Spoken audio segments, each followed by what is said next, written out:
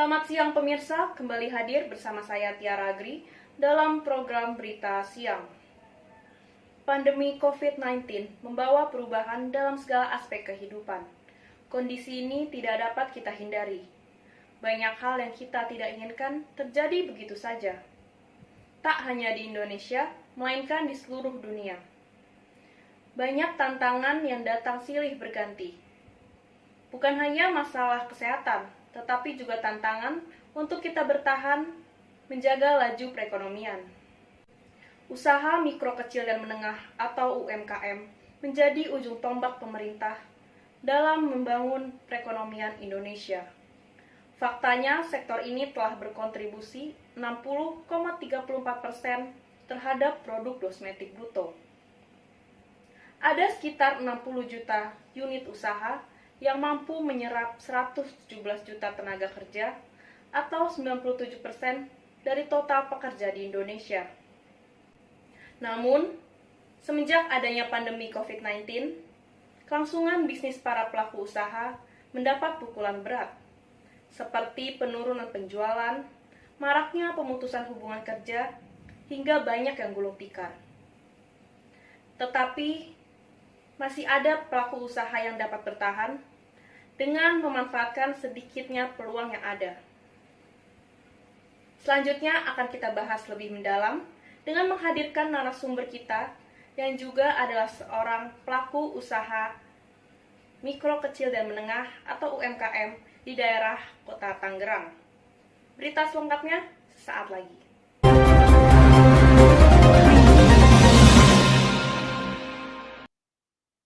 Sudah bergabung bersama kami Ibu Irawadi. Selamat siang Bu, apa kabar? Selamat siang, alhamdulillah baik. Alhamdulillah. Ibu Irawadi ini memiliki usaha pada daerah Kota Tangerang, khususnya pada bidang kuliner. Nah, mungkin boleh dijelaskan Bu, bidang kuliner jenis apa yang sekarang sedang Ibu jalankan? Saya sedang menjalankan kuliner itu fried chicken, ayam tepung itu, fried chicken Sabana. Oke, sudah berapa lama Ibu menjalankan usaha fried chicken ini? Sudah sejak dari 2010 sampai sekarang. Ya lebih kurang 12 tahun lah ya.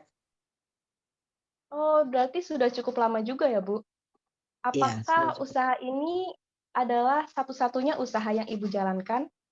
Ya, cuman apa iseng ya sambilan. Karena saya memang saya itu pegawai negeri, ngajar. Jadi kalau mau dekat pensiun ya saya usaha cari-cari usaha lah gitu. Saya 2013 pensiunnya 2013. Jadi 2010 saya buka percikan ini.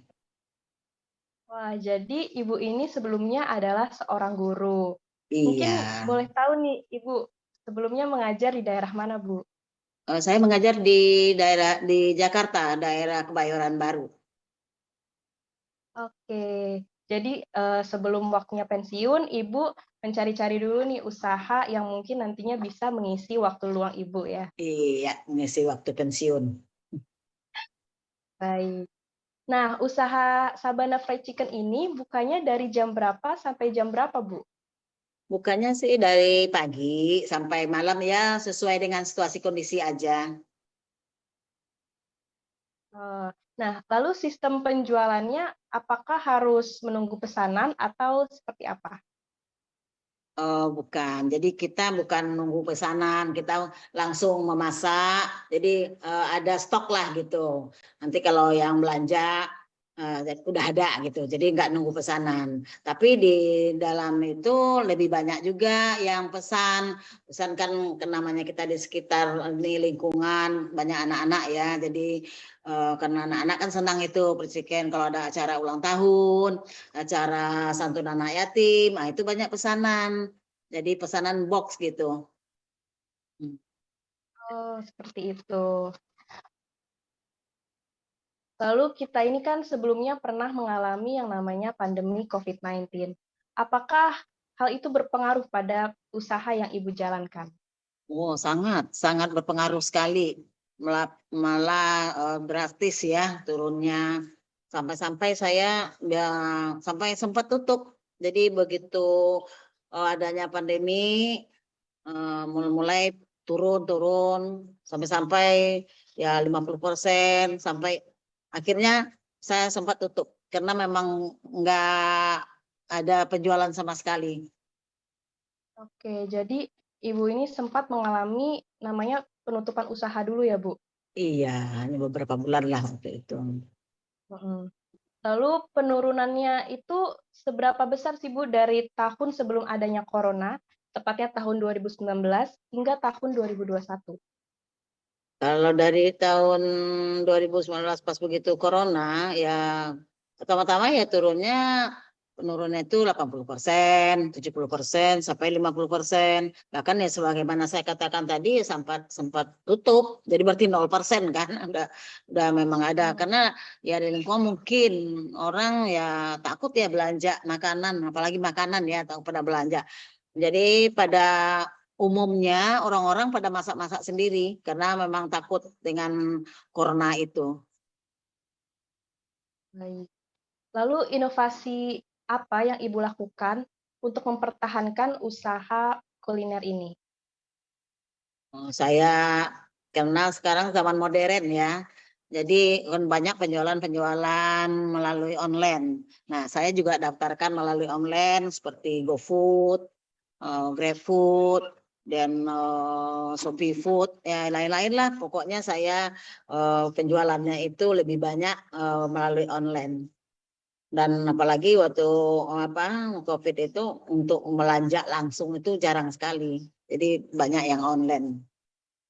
Kemudian ya untuk memperluas lagi saya tambah-tambah menu lah di bermacam-macam di aneka ragam ya. Jadi enggak ayam tepung saja, enggak free chicken aja. Jadi saya bikin ayam geprek, kemudian ayam saus keju, ayam saus lada hitam, chicken strip, kemudian kulit nanti digoreng aneka ragam karena anak pada senang. Jadi ditambah aja beraneka ragam gitu untuk menambahkan merangsanglah pembeli gitu. Wah, jadi pandemi COVID-19 ini justru memunculkan ide-ide baru dalam melakukan penjualan, juga ada pertambahan menu ya, Bu? Iya, begitulah. Nah, di tahun 2022 ini Indonesia memasuki fase new normal. Apakah ada harapan bagi Ibu ke depannya dan bagaimana cara beradaptasi kembali? Ya, harapan kita ya supaya situasi dan kondisi itu normal kembali ya, biar penjualannya kembali seperti dulu. Nah, untuk peningkatan adaptasi lagi ya diperbanyaklah lebih banyak kita promosi-promosi supaya lebih meningkatkan penjualan kita. Baik, terima kasih banyak Ibu Irawadi atas waktunya. Semoga selalu diberi Sama-sama. kesehatan dan usahanya diberi kelancaran. Amin ya rabbal alamin. Baik, selamat siang Ibu. Selamat siang.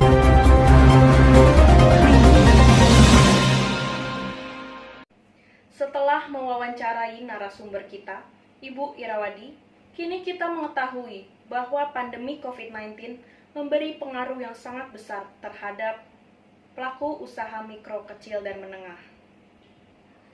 Terutama di bidang kuliner, dikarenakan masyarakat lebih memilih untuk memasak makanannya sendiri demi menghindari penyebaran virus corona. Lantas hal inilah yang menyebabkan para pelaku usaha mengalami krisis yang luar biasa. Bahkan seperti yang dikatakan oleh Ibu Irawadi, ia sempat tutup berbulan-bulan dikarenakan tidak adanya pemasukan. Namun berkat adanya ide-ide dan inovasi baru, dengan melakukan penambahan menu, membuat variasi yang lebih beragam, dan juga melakukan penjualan lewat media online, usahanya dapat bangkit kembali. Di tahun 2022 ini, kita mengharapkan segala aktivitas dapat kembali normal. Bukan hanya usaha mikro, kecil, dan menengah, melainkan segala profesi dipermudah. Saya Tiara Agri, Pamit undur diri dan sampai jumpa.